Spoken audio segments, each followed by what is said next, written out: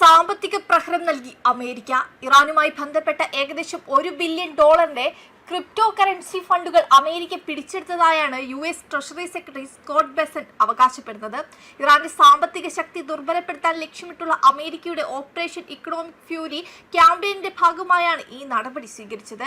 ഏകദേശം $1 billion Iranian crypto ഫണ്ടുകൾ ഞങ്ങൾ പിടിച്ചെടുത്തു. അവരുടെ ഡിജിറ്റൽ വാലറ്റുകളുടെ നേരിട്ടുള്ള നിയന്ത്രണം ഞങ്ങൾ ഏറ്റെടുത്തു എന്ന് ഫോക്സ് ന്യൂസിന് നൽകിയ അഭിമുഖത്തിൽ ബെസന്റ് പറഞ്ഞു.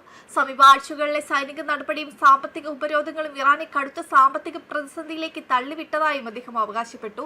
കഴിഞ്ഞ 5 മുതൽ 6 ആഴ്ച വരെയുള്ള സൈനിക പ്രചരണവും സാമ്പത്തിക സമ്മർദ്ദവും ഇറാനെ തളർത്തിയിട്ടുണ്ടെന്നും രാജ്യത്തിന്റെ സാമ്പത്തിക സ്ഥിതി വളരെയധികം വഷളായതിനാൽ നിരവധി സുരക്ഷാ ഉദ്യോഗസ്ഥർക്ക് കൃത്യസമയത്ത് ശമ്പളം ലഭിക്കുന്നില്ലെന്നും അദ്ദേഹം പറഞ്ഞു. പണപ്പെരുപ്പവും അതിവേഗം ഉയരുകയാണ്.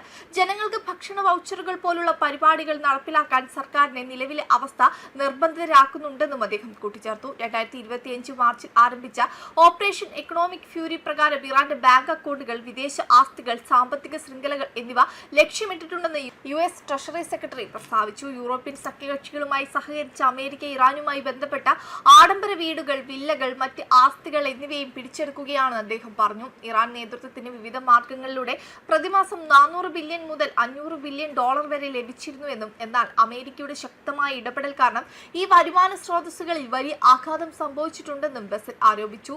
ഈ പണം ഇറാൻ ചെറുതിയുടേതാണെന്നും എന്നാൽ അധികാരത്തിലിരിക്കുന്നവർ ഇത് സ്വന്തം ആവശ്യങ്ങൾക്കായി ഉപയോഗിക്കുകയാണെന്നും അദ്ദേഹം കുറ്റപ്പെടുത്തി. ഇറാനുമായി നടന്നുകൊണ്ടിരിക്കുന്ന ചർച്ചകളെക്കുറിച്ചും ബെസന്റ് പ്രതികരിച്ചു.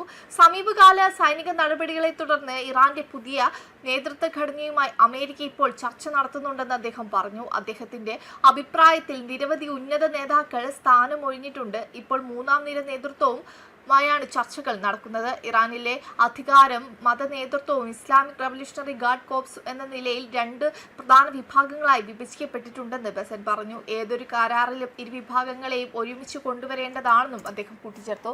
പേർഷ്യൻ ഗൾഫിൽ ഇറാൻ നടത്തുന്ന ആക്രമണങ്ങൾ അവർക്ക് തന്നെ തിരിച്ചടിയായതായും അദ്ദേഹം അവകാശപ്പെട്ടു. ഇതിന് ഫലമായി ഗൾഫ് രാജ്യങ്ങൾ അമേരിക്കയുമായി കൂടുതൽ സഹകരിക്കാൻ തുടങ്ങിയിട്ടുണ്ട്. അവർ സാമ്പത്തിക വിവരങ്ങൾ പങ്കുവയ്ക്കുകയും ഇറാന്റെ എണ്ണ ബാങ്കിംഗ് ശൃംഖലകളിലെ നിരീക്ഷണം ശക്തമാക്കുകയും ചെയ്തിട്ടുണ്ട്. സാമ്പത്തിക സമ്മർദ്ദത്തിലൂടെയും ഉപരോധങ്ങളിലൂടെയും ഇറാനെ ചർച്ചയിലേക്ക് കൊണ്ടുവരാനുള്ള അവരുടെ തന്ത്രം ഇപ്പോൾ ഫലം കാണുന്നുണ്ടെന്നാണ് അമേരിക്ക വിശ്വസിക്കുന്നത്.